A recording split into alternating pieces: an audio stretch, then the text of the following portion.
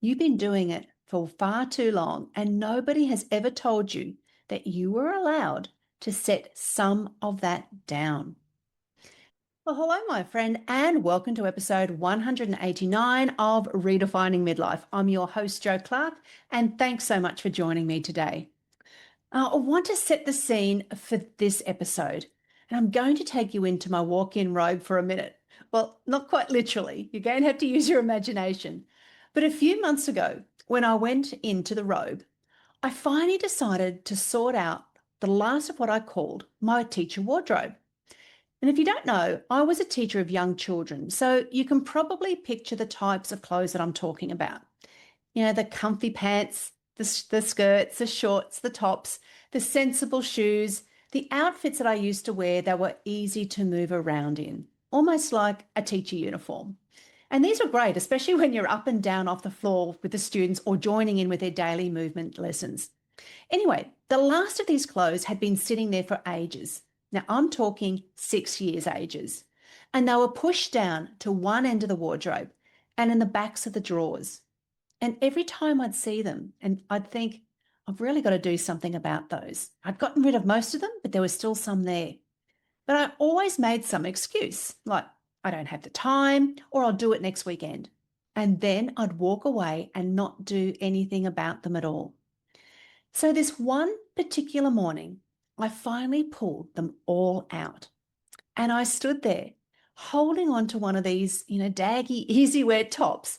And I had this funny little moment where I realized I wasn't hanging on to it or keeping it because I was ever going to wear it again. Clearly, I knew I wasn't. There was absolutely no version of my life now where I'd put that top back on.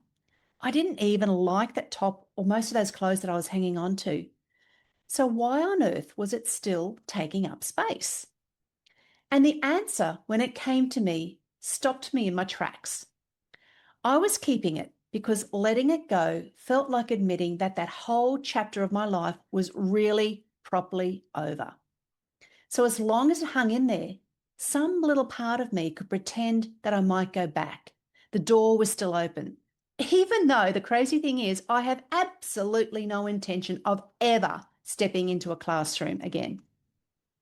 That's the thing I want to talk to you about today, because the cupboard was never really the problem. The clothes clearly were never really the problem. I'd just been hanging on to things that weren't relevant to my life anymore, an identity that didn't fit me anymore. And the clothes, well, they were just the easy part to see. They were the visible bit of something much bigger that I'd been quietly carrying around for years without even noticing that I was doing it. If today's conversation is resonating and you're feeling a little lost about who you are now and what comes next, I've created something for exactly that moment. It's called Rediscover You, a self-paced toolkit that gently walks you through 9 areas of your life to help you figure out what you actually want from this next chapter. It's private, it's at your own pace, and it's just $47. You can find it at my website, joclarkcoaching.com/shop, and the links in the show note. Now, back to the episode. And so before I forget this thought and we get further into the episode, if you're thinking of a friend as you're listening to this episode and I'm talking about this experience, do me a favor and just send it to her, because I think there's a very good chance that she could be feeling exactly the same way. Anyway, sometimes we just need to know that we're not the only one. So that's a great way to do that. Back to my chat. Here's what I keep on hearing from the women that I talk to over and over again. They just tell me that they're having trouble knowing what's next for them. Like it can feel a bit foggy, like there's so much going on in their head that they can't quite hear themselves think anymore.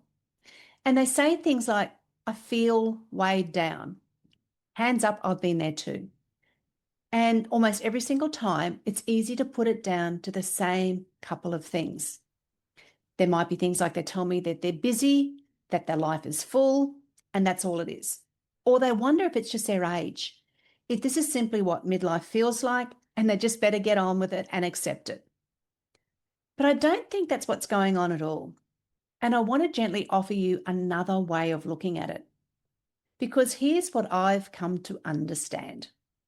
And this is from both my own life and experiences, and also from sitting with so many women in this exact season of theirs. The clutter that weighs us down in midlife isn't always physical. It's not always a messy drawer or the overflowing cupboard or the pile of paperwork on the bench.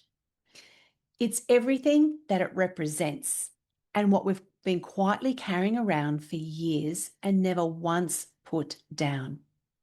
And the moment you start to see it that way, I promise you, it changes everything, because suddenly that whole heaviness makes sense. And it's not that something's wrong with you, it's that you're still carrying far too much, and it's out of habit. You've been doing it for far too long, and nobody has ever told you that you were allowed to set some of that down. So let's talk about the kinds of clutter that's rarely talked about. The ones you won't find by opening a wardrobe or a drawer. The first one is mental clutter. It's that running tally that's in your head of everyone else's needs. Things like who needs picking up, who needs feeding, whose birthday's coming up, what did you forget to reply to? Oh my God, I've got to do that now. What's running low in the fridge? Oh, there's an appointment that I need to book. It's like having dozens and dozens of tabs open all at once in your mind, and not a single one of them ever quite closes. And then the noise of all of that, well, it's so loud that you genuinely can't hear your own thoughts underneath it. You go to sit down with a cup of tea and have 5 quiet minutes to yourself.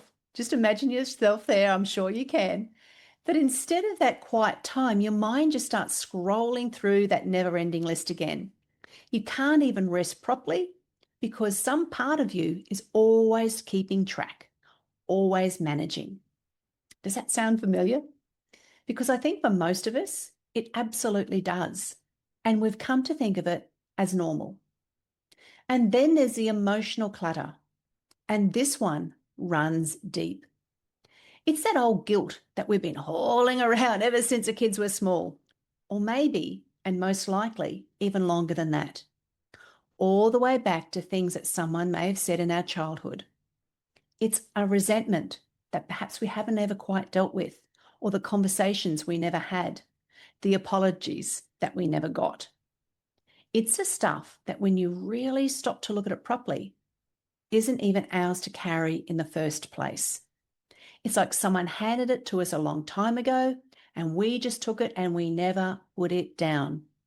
And we've held on to it for so long now that it feels a part of who we are. We've made room for it the way you make room for an old piece of furniture that you don't even like anymore. You just stop seeing it. You walk around it year after year, and then you just forget that you're even allowed to move it out of the house.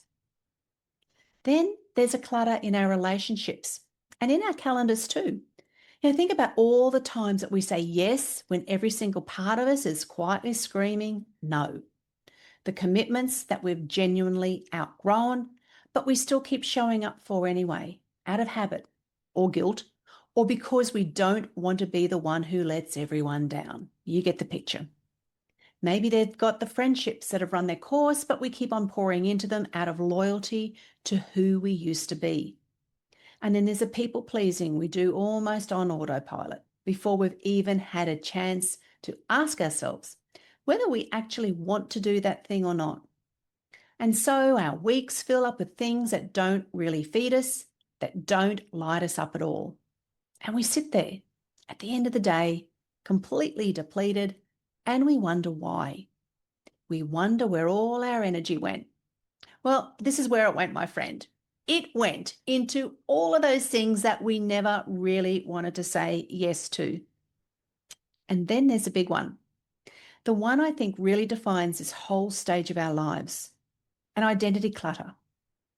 And what I mean by that is all of those old labels and roles and versions of who we were supposed to be.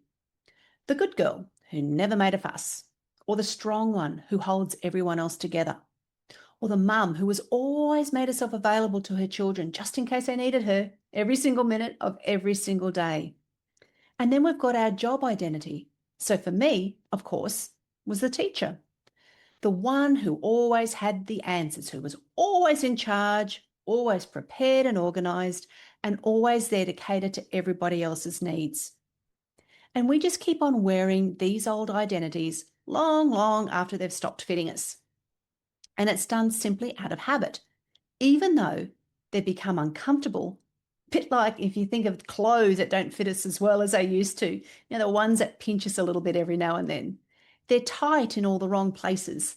But we keep putting these identities on every morning because we're not quite sure who on earth we're going to be without them. And here's the part I really want you to hear today, because this is the bit that genuinely changed things for me. It's when you actually clear something out. That might be something physical or the mental or both, and you're not just left with that empty space. That's the fear, isn't it? That we're going to clear all of these things away and then we're just left with nothing, just a big echoing emptiness. But that's not what happens at all. What you're actually doing is making room. You're making space or creating an opening for something new and more relevant to arrive.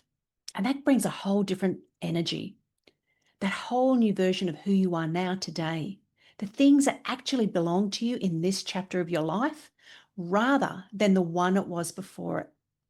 So the interests, the people, the ways of spending your days that are right for who you are today. Because so often we just hold on out of fear of that gap. We're frightened of an empty space, of not knowing what's going to come next, the uncertainty of it. So we keep everything, just in case, and we always stay full and heavy and stuck. But that gap is the whole point, my friend. That space left by the gap, that's not the problem. The space is where the new gets to come in. You simply can't welcome in what's next while every single shelf is still full of who you used to be. There's just no room for it to land. It's kind of like trying to invite someone in to sit down when every single chair in your house is already piled with stuff. And when those teacher clothes finally left my wardrobe, I promise you, there was suddenly space. There was a whole different energy. There was real physical space on the rail, and there was that space inside me too. And it left space for clothes that felt right for the woman who I am today, not the one I used to be a decade ago. And honestly, it wasn't just about the clothes.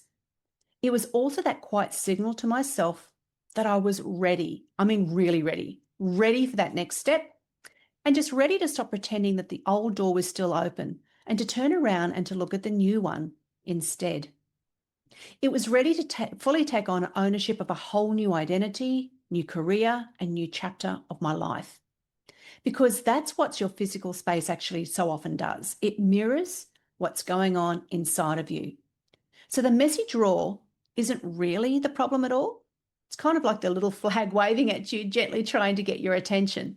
Something that's telling you that you need to look deeper. And once you start to understand that, you can stop being so cross with yourself about that drawer. You can stop the telling off and the should haves, and instead, I invite you to get curious. You can just start gently asking yourself what it's actually pointing to. What's the real thing here? What am I really avoiding when I keep closing that cupboard door and walking away? So I'm going to share with you what usually happens next. And I want to name it just because I think it's the real reason that so many of us stay stuck for years and years. The moment you start noticing all of this clutter, the mental clutter, the emotional clutter, the relationships, the identity, the very next thought is almost always the same one. Where on earth do I even start? And that's the exact moment that so many women freeze, because it feels like too much. You just look at all the clutter, the cupboards, the mental noise, all of it just sitting there, and you've got no idea which thread to pull first. So in the end, you pull none of them. You close that cupboard door, metaphorically speaking, and you just carry on, carrying it all for another year. I get it. I've done it. So I understand that completely. I've been there myself, standing in front of my own life feeling exactly that same overwhelm, when everything seems to need all of the attention all at once. And that's when it's really hard to know where to begin. And it's so hard that we often just don't begin at all. Taking that first step is quite often the hardest step to take. And so I want to tell you that's actually why I created Rediscover You. I made it because I kept meeting women sitting in this same spot, and women who may not have wanted to do mentoring straight away, but I just wanted to put something gentle and doable into their hands, something that would just help them take the first small step without it feeling like they're going to be climbing a mountain. So Rediscover You is a go at your own pace guide for this exact feeling. It's for the woman who knows deep down that something needs to shift, who feels a little bit lost, and who genuinely doesn't know where to begin. And it takes you through 9 different areas of your life, one at a time. And that's the bit I love about it, because instead of standing there staring at the whole overwhelming pile and feeling your heart sink, you actually get to gently sort through it piece by piece, one area, one gentle look at a time. And then as you do, you start to notice what actually matters to you underneath all of it, what you really do need to keep and want to keep, and what you're finally ready to let go of, and what you'd love to make a bit more room for. So there's a welcome video to welcome you and walk you through at the start, so you never feel like you've been handed something and then you're left all out on your own to figure it out. There's also a beautiful guided visualization that I've created for you, and affirmation cards, and there's also a monthly intention planner to help you keep that gentle bit of momentum going once you get started. It's honestly that kind of thing that I'd hand to a friend over a cup of tea and say, here, this is where to start, because it really helped me. It's what I did. Now you're going to be able to find Rediscover You over at my website, joeclarkcoaching.com/shop. And I'll pop the link in the show notes so it's easy for you to find. And you can just send me a message on Instagram if that's easier. Because remember what we said a little earlier about making space for something new? Well, that's actually what Rediscover You helps you do. It helps you just to gently clear out the old so that you can finally see what wants to come next for you. But here's the most important thing that I want to leave you with today, my friend. You don't have to clear all of it at once. You really don't. This isn't about turning your whole life upside down in a big frantic cleanup weekend. And it's certainly not about being hard on yourself for anything that you've been carrying. There is absolutely no shame in any of it. We pick these things up so slowly and over so many years that of course we don't notice the weight of them. And all you have to do is just notice one thing, just one thing that you've been carrying that isn't yours to carry anymore.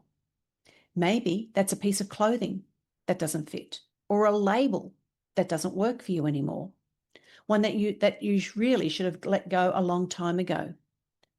And then just be willing to set it down, because that's where it starts. Not with a big grand declutter of your entire wardrobe or house, but just with one quiet moment of noticing and a little bit of courage to let one thing go. And I promise you, the space that opens up when you do, that's where all the good stuff gets to come in. So as always, I just want to remind you, taking these small steps really does lead to big change. And just ask yourself, if not now, when? And on that note, if this resonated with you, I'd love to hear from you. Send me a message or an email. Until then, I'll see you here next week. Take care. Thanks so much for listening. If you enjoyed today's episode, please rate, follow, and share it with another incredible midlife woman. And join me next week as we keep creating an amazing second half of life.